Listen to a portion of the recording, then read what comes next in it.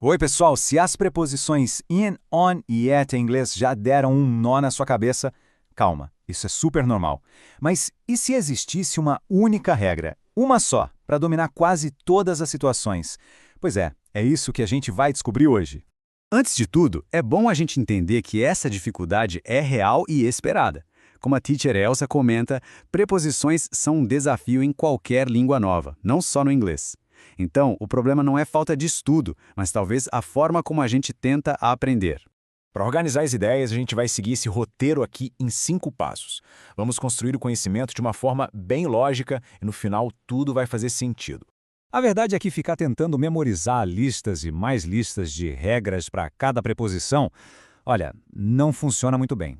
Na maioria das vezes, isso só cria mais confusão e aquela insegurança na hora de falar. E se, em vez de decorar, a gente pudesse usar uma única ideia central que se aplica a praticamente tudo? É exatamente essa a proposta. Vamos mergulhar nela agora. Bom, aqui está o grande segredo, o pulo do gato. A teacher Lilian Bittencourt nos dá uma forma genial de pensar nisso, uma pirâmide. A gente começa com a ideia mais ampla, a mais geral, lá na base, e vai subindo, afunilando, até chegar no ponto mais específico de todos, lá no topo. Vamos visualizar essa pirâmide. Lá na base, a parte mais larga, a gente tem o in. Pensa nele como algo dentro de um espaço grande, um recipiente. Subindo um nível, temos o on, que já é mais específico, se refere a uma superfície. E lá na pontinha da pirâmide, o ponto mais preciso de todos fica o at. A lógica é sempre essa, do maior para o menor, do geral para o específico.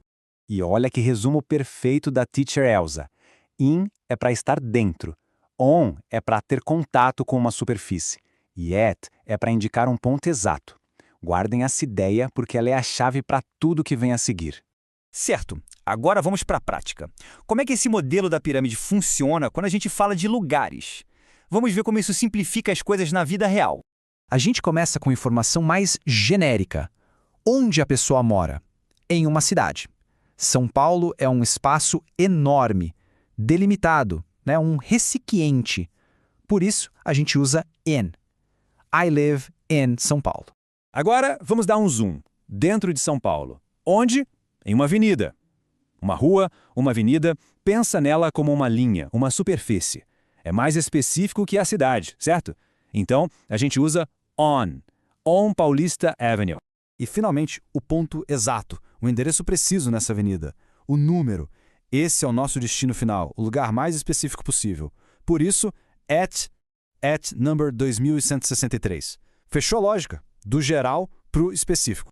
Essa tabela aqui organiza tudo de um jeito bem claro.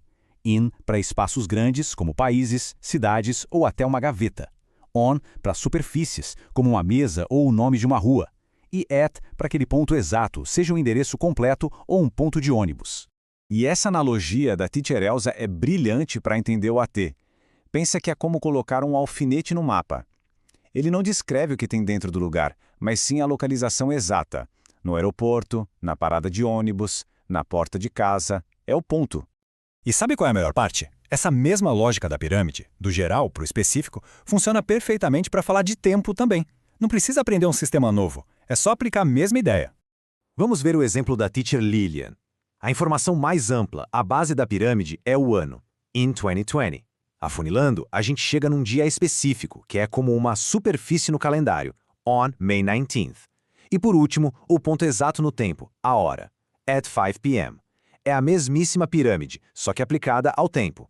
E este quadro, baseado no material da Preply, deixa tudo ainda mais claro. In é para os períodos longos e mais gerais, meses, anos, décadas, estações do ano.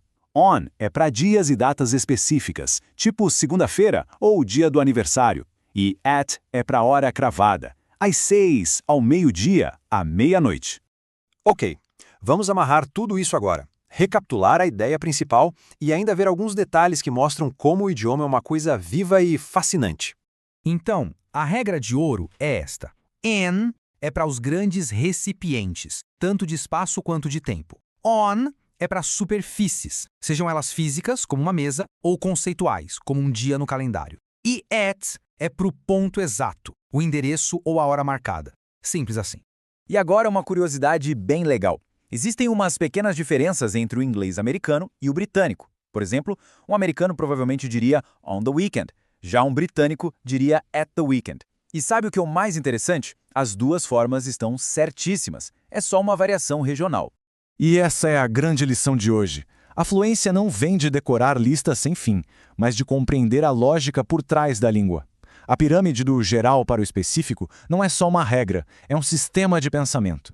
Isso nos deixa com uma pergunta final para refletir. Quantas outras partes da gramática, que parecem um bicho de 7 cabeças, poderiam ser simplificadas se a gente encontrasse o sistema lógico por trás delas? Fica aí a reflexão para continuar aprendendo sempre.